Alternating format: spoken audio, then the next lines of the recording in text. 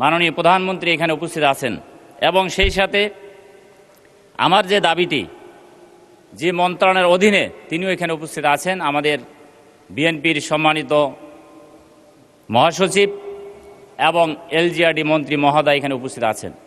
মাননীয় স্পিকার, আমি সে কারণে বলবো যে আমার এই সিদ্ধান্ত প্রস্তাবটি শুধু উত্থাপনের জন্য আমি উত্থাপন করি নাই। আমি মনে করি আমার এই দাবি আদায় হবে, কারণ আমার এই প্রস্তাবটি আমারও নয় মাননীয় স্পিকার।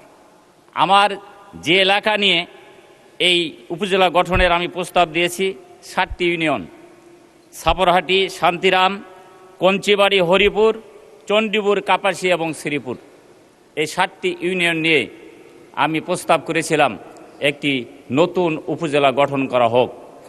মাননীয় স্পিকার, প্রায় 3 লক্ষ মানুষ এই এলাকায় বসবাস করে। এখানে প্রায় স্কুল, কলেজ, মাদ্রাসা, কারিগরি কলেজ, ভোকেশনাল স্কুল সহ প্রায় 100-র অধিক শিক্ষা প্রতিষ্ঠান আছে। মাননীয় স্পিকার, সেই সাথে এখানে আমাদের এই এলাকায় কিছুদিন পূর্বে 2025 সালে মাননীয় স্পিকার নতুন একটি ব্রিজ উদ্বোধন করা হয়েছে। মাননীয় স্পিকার, যে ব্রিজটি হচ্ছে তিস্তা দ্বিতীয় সেতু এবং যার নামকরণ করা হয়েছে মৌলানা ভাসানীর নামে। মাননীয় স্পিকার, সেই ব্রিজটি এই এলাকায় অবস্থিত এবং সে কারণে আমার তিস্তা নদী, যমুনা নদী এবং ব্রহ্মপুত্র নদীর লক্ষ লক্ষ একর জমি যেটা চর অঞ্চলে অবস্থিত এবং এই ব্রিজের উত্তর প্রান্তে এবং দক্ষিণ প্রান্তে অবস্থিত। এবং এই আমার যে উপজেলা আমি প্রস্তাব উত্থাপন করেছি সেটি হচ্ছে এই মৌলানা ভাসানী সেতুর দক্ষিণ প্রান্তের এলাকা। মাননীয় স্পিকার, সে কারণে আমি মনে করি এখানে একটি নতুন করে উপজেলা গঠন করা সম্ভব।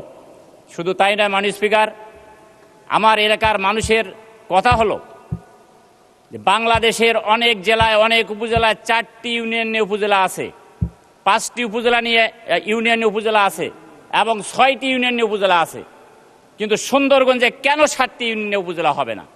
এটা তাদের প্রাণের দাবি। মাননীয় স্পিকার, আমি যখন এই সংসদে আসার জন্য আমি বাড়ি থেকে বের হয়েছি মাননীয় স্পিকার, জনগণ আমাকে বলেছে আমরা তোমাকে এমপি বানাছি, তোমরা আমার উপজেলা নিয়ে আসবেন। এটাই জনগণের কথা মাননীয় স্পিকার, এটা জনগণের প্রাণের দাবি। এটা শুধু নতুন করে নয় মাননীয় স্পিকার, এই দাবি এই সংসদে আরও 2বার উত্থাপিত হয়েছিল। আজ থেকে 20 বছর আগে আমার এই 7টি ইউনিয়ন নিয়ে উপজেলা গঠনের প্রক্রিয়া চলছে এবং তখন থেকে এই চলমান প্রক্রিয়া এখনো আছে। আমি মনে করি আমাদের মাননীয়